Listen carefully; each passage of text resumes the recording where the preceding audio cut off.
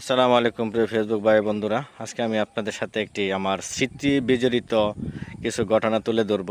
এই যে একটা নদী, মানে ছোটোখাটো একটা নদী আমার বাড়ির পাশেই আপনাদেরকে দেখাচ্ছি। এই নদীর সাথে কিন্তু আমার অনেক স্মৃতি জড়িয়ে আছে। যে আবার নদীর সাথে কীরকম স্মৃতি জড়িয়ে থাকে, এটা আবার কেমন কথা? হ্যাঁ ভাই, নদীর সাথে অনেক স্মৃতি জড়িয়েছে। আমার জন্মের পর থেকেই এই নদীর সাথে আমার ওতপ্রোতভাবে একটা নিবিড় সম্পর্ক আছে। সেটা হলো যে এই নদীর কাছ থেকে কিন্তু আমি যে কিভাবে মানুষের জীবন যেরকম চলে, এই নদীটা কিন্তু তেমনি প্রবাহমান, মানে খরস্রোতা সবসময় বহমান থাকে। মানুষের জীবনটা কিন্তু তেমনি। তা আমি যখন থেকে বুঝমান হয়েছি তখন থেকে কিন্তু এই নদীর সাথে আমার একটা বিরাট গভীর সম্পর্ক ছিল। প্রতিদিন কমপক্ষে 2 থেকে 3 বার এই নদীতে আমি সাঁতার না কাটলে আমার মনে হয় দিন কাটতো না।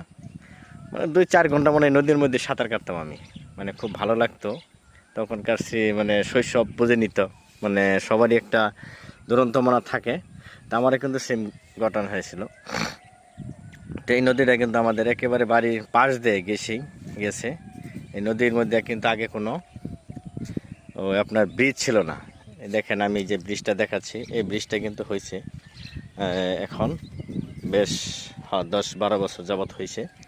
আগে এই নদীর উপর দিয়ে যখন মানুষ, আমি দেখাচ্ছি আপনারা দেখেন, এই যে ব্রিজটা হয়েছে, এই ব্রিজটা হয়েছে এখন মানুষের চলাচলের জন্য একটা কিন্তু বিরাট সুবিধা হয়েছে।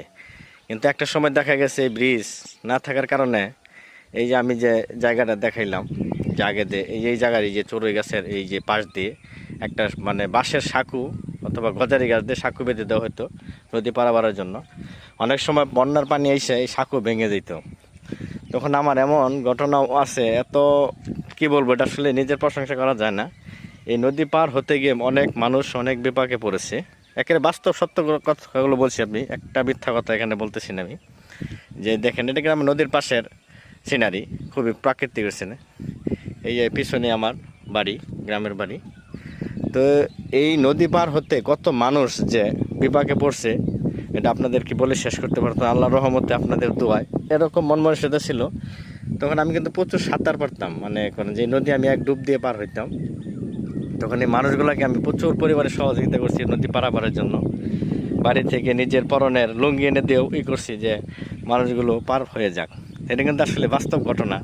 তো এইগুলো এই নদীর পাড়ে আসলে এই ঘটনাগুলো মনে হয়। এখন কিন্তু নদীটা কিন্তু আগের মতো সেরকম প্রবাহমান থাকে না। এই সময় শীতকালে বা 6 মাস মোটামুটি পানিটা কম থাকে, বর্ষাকালে পানি থাকে।